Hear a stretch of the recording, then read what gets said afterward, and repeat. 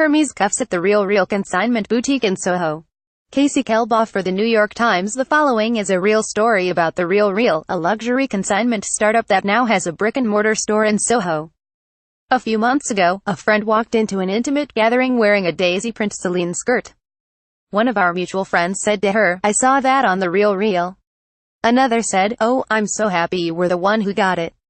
This is perhaps how billionaires chat after a Sotheby's auction, which is not the camaraderie and pride one would expect to hear about second-hand shopping. The huge success the RealReal has raised $173 million since its founding of various consignment sites feels opposed to the foundering retail business. There is Grailed, which focuses on streetwear, and Heroine, a women's wear counterpart, along with Vestiaire Collective and First Dibs. They have consumed the middle market, taking customers for whom actual luxury pricing is too real. Shopping consignment is also a beautiful distraction. It is fashion Candy Crush. Finding and scoring certain pieces can feel like a personal victory. Women I know who are familiar with the RealReal said they've started looking at it daily. The rest of the world is just too real. Founded in 2011 by Julie Wainwright, a dot-com boom and bust dynamo who began working in tech in the 1990s, most notably as chief executive of Pets.com. If you recall, its commercials featured a dog sock puppet whose personality was Bro Lamb Chop. The RealReal offers consignment with the promise of authentication by one of the company's expert staff members. The RealReal, new on Wooster Street. Kelbaugh for the New York Times. All items on display in the store are simultaneously available to shop. Sales associates can scan items for customers in person, temporarily removing them from the site while they're being considered on the floor. Even while shopping in the store, there is the same "it called disappear-a-ton moment" feeling you get in the store, which was designed by Courtney Applebaum, the interior designer for the Row. A label represented on almost every rack. You can wait on gorgeous textural couches while your pieces are appraised. There is a flower stall at the front where you can buy stems by Fox Fodder Farm, a coffee bar downstairs, and weekly events and workshops, like Faux Fridays, which instruct attendees on how to spot fake Louis Vuitton, Chanel and designer sneakers. In the middle of the floor is a collaborator-curated space, and this month the selection was chosen by Vanessa Traina and Alay Goldstein of The Line. Nearby, one can slide racks of clothing out from a large console of hidden cabinets. They swoosh out deliciously, packed with treasures. A friend described the sensation of unveiling these clothes as incredibly erotic.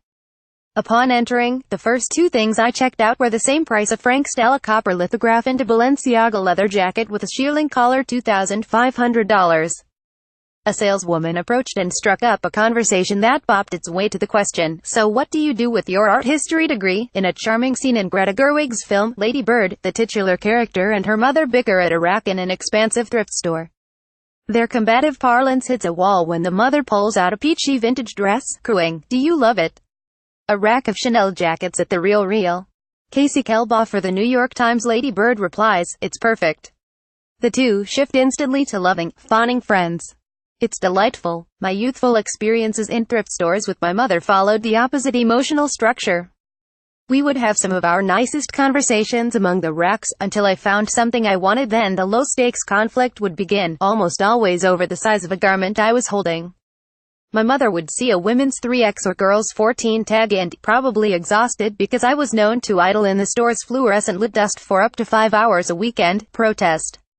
"That's not your size," she would say. I would argue, size doesn't exist in this space. And I still believe that to thrift or shop consignment, a little of this philosophy is required. A size 8 on one tag in the RealReal may be the same measurements as a size 0 on another. At the store, clothes are arranged on extra-small racks and medium-large racks. But really, the size of the clothes depends on how you want them to fit, and it's a game of eyeing and trying. Unlike the website, clothes here are arranged only by size, not by type or color or designer. Apart from one Gucci rack, where there was a leather bag for $2,850 with "Real" painted in yellow above the logo. Size is abstract to me even in a store with a single brand, but a friend I was with said she didn't like her position in the space to be about her size. Fair enough. On the other hand, it's possible to encounter a lot of things you wouldn't click on the site.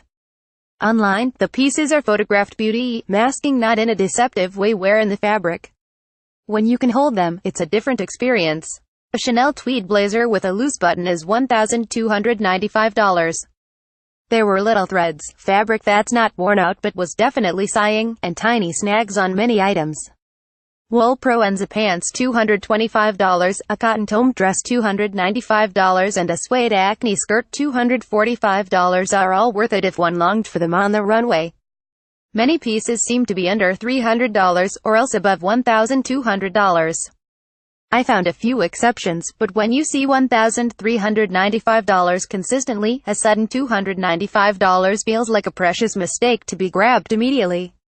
In other consignment shops in the city, I let my mind wonder if the clothes belong to someone recently deceased. Here it's possible to mostly dissociate from their former lives and think only about the future. The RealReal has established a new assurance of luxury fashion resale value beyond the doldrums of eBay, but building a brand on reselling what's real leaves no room for user error.